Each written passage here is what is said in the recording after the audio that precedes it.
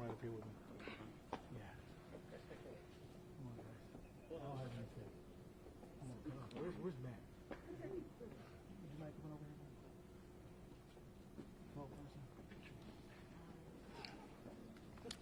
Hello, everybody. My name is Keith Ellison. I'm the Attorney General for the state of Minnesota. At this moment, I ask us all to reflect upon the life of Daunte Wright and who he could have been had he had a chance to grow up. At 20, Daunte could have done anything. Maybe he could have gone into the building trades. Maybe he could have started a business. What we know is that he was a young, new dad, and he was so proud of his son, Daunte Jr. We know that he loved his mom, and he loved his dad, and he loved his siblings, and his big, beautiful family. He had his whole life in front of him, and he could have become anyone. All of us miss out on who Daunte could have been. And no one has missed him more than his parents, Katie and Aubrey, and their children. I'm very mindful today that there will be an empty chair at the Wright family dinner during the holidays, and that saddens me. And once again, I extend my deepest condolences to you. With the jury finding Kimberly Potter guilty today of manslaughter in the first degree and manslaughter in the second degree in connection with Daunte's death, we have a degree of accountability for Daunte's death. Accountability is not justice. Justice is restoration. Justice would be restoring Daunte to life and making the Wright family whole again. Justice is beyond the reach that we have in this life for Daunte. But accountability is an important step, a critical, necessary step on the road to justice for us all.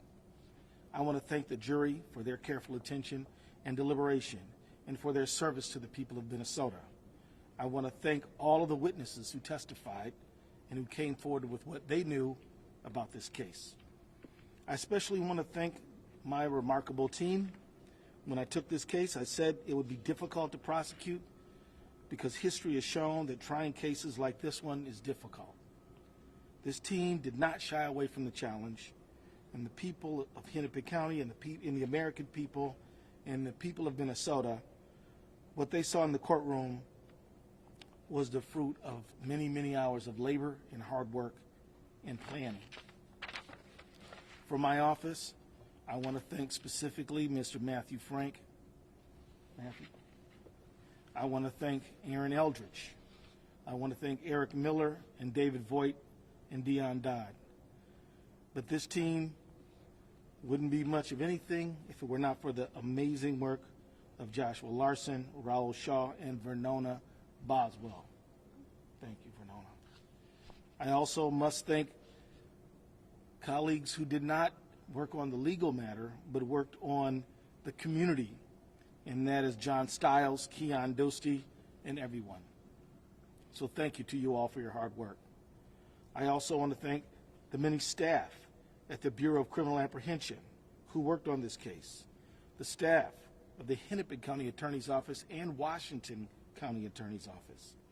Specifically, I want to thank Mr. Drew Evans and those who testified in this case, like Agent Phil, who did a fine job and who put in many long hours. We appreciate their service.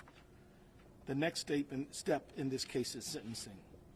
And all I will say about that today is that we have to look forward to the court setting a calendar date for that hearing, and at that time we will make our appropriate arguments within the context of the court hearing. I think we have a date, do we not? What is that one? Anybody remember the date? March 8th. My thoughts are also with Ms. Potter today. She has gone from being an esteemed member of the community and honored member of a noble profession to being convicted of a serious crime.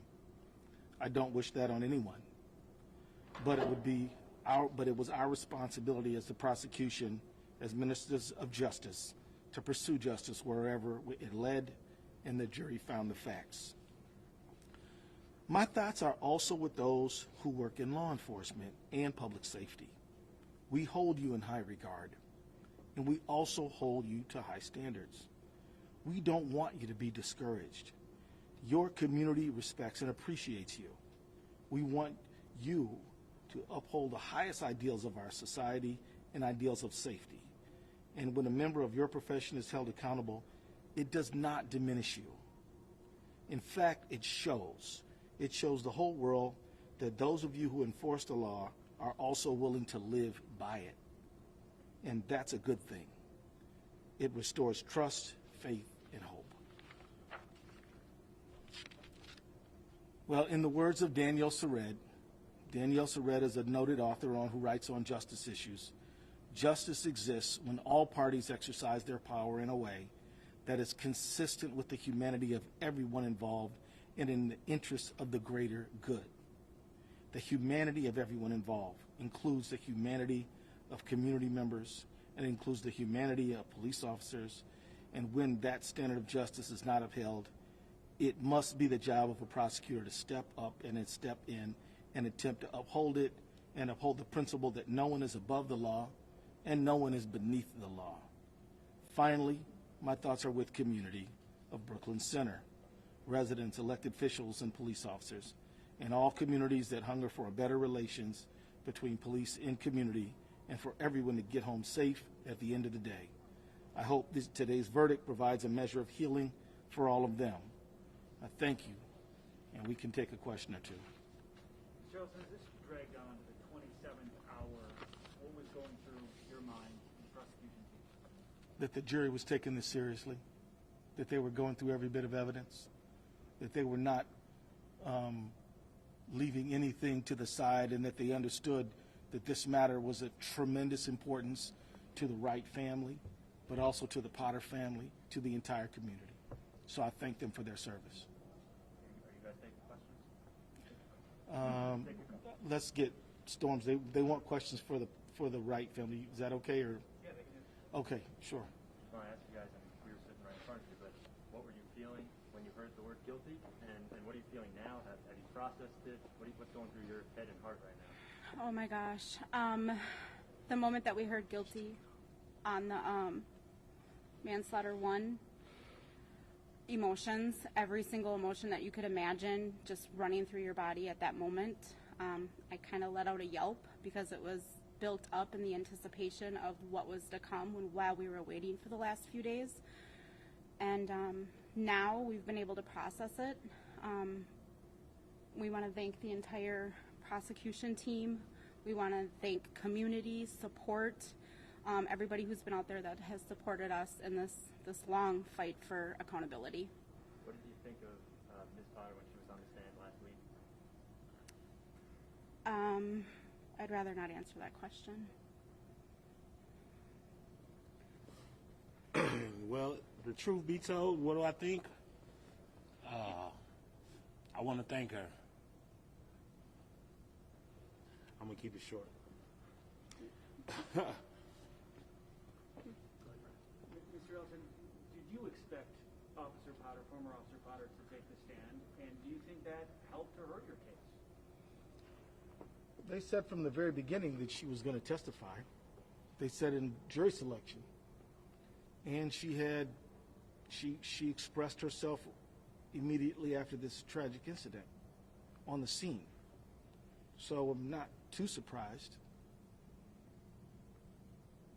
Look, it's a lot.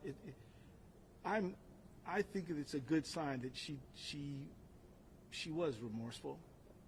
I mean, what decent person wouldn't be brokenhearted and sad if they were involved in something like this?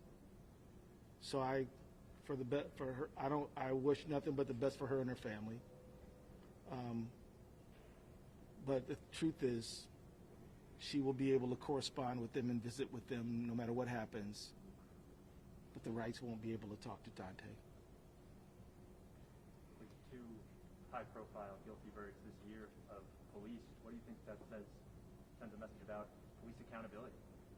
I think that juries admire police, they respect them, and they want to make sure that high ideals and standards are maintained. I'll ask you really quick, you had even a state witness testified that they may have used deadly force in a similar situation. Were you expecting one of your own witnesses to say that, and did you think that was going to be a hurdle to overcome? I think that you're referring to the officers on the scene. Oh yeah, so I understand what you mean. We did call them. Well, we had confidence in the law and the facts, and we were very confident that Seth Stoughton was going to give clear testimony, and he did.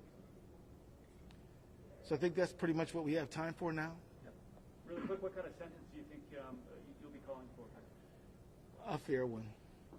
Sorry, I can't be more specific. But the main thing about sentencing is that the Wright family is going to be able to make a victim impact statement, and the most important thing may be that really for the first time they're going to be able to talk about how this tragic incident impacted them and their lives. Thanks, we're done. Thanks a lot. Thank you. I'm not what I-